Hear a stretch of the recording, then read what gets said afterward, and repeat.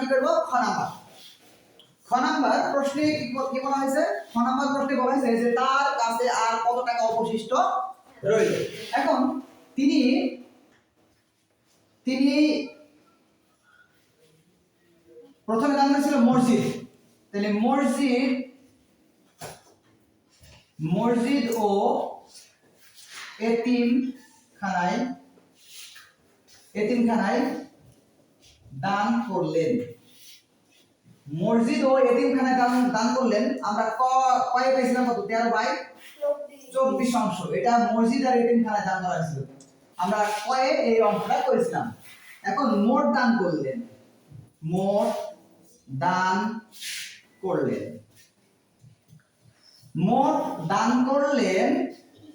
13/24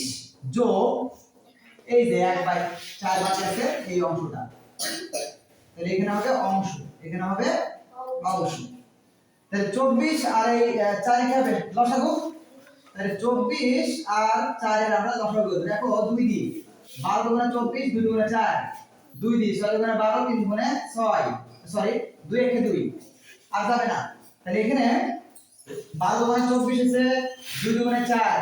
আবার 2 দিই 6 গুণা 12 2 একে 2 আর অঙ্ক হবে এখন 2 গুণা 4 আর 4 6 24 লসাগু হবে 24 লসাগু হবে 24 আর 24 ভাগ করলে 1 1 এর সাথে 13 গুণ করলে 13 যোগ আবার এই 4 আর 24 ভাগ করলে 4 6 24 6 6 এর সাথে 1 গুণ করলে 6 কে 6 আমরা এটা যোগ করলে কত হবে বলো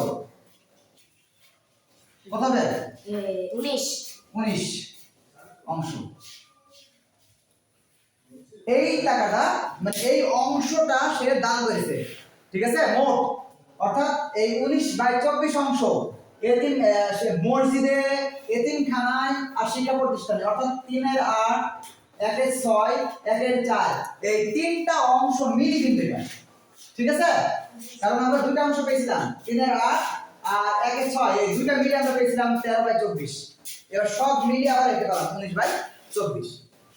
এখন আমরা এই অংশটাকে বের করব টাকা এই অংশটা কি বের করব টাকা দেখো তিনি মোট দান করলেন তিনি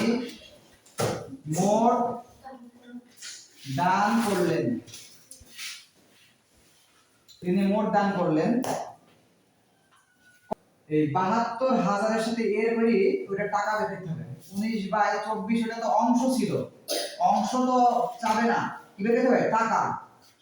অংশটাই টাকা বের করতে হবে ঠিক আছে এবার আমার এই 72,000 এই 24 ভাগ করলে কত আসবে 3,000 কত আসবে 3,000 গুণ 19 দিয়ে গুণ করো সবাই গুণ করে ফলাফল দাও 19 আর 3 এ গুণ করো ঠিক আছে 19 আর 3 এ গুণ করবা শূন্যগুলো বসিয়ে দিবা 3 9 27 7 থেকে 2 3 1 3 4 5 তাহলে হবে কত 57 আর এই দুটো শূন্য এই তিনটে শূন্য এই টাকাটা এই মোট টাকাটা দান করেছে এবার তার কাছে রইল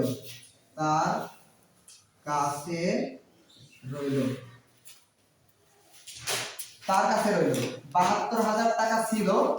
আর এই টাকা সে দান করেছে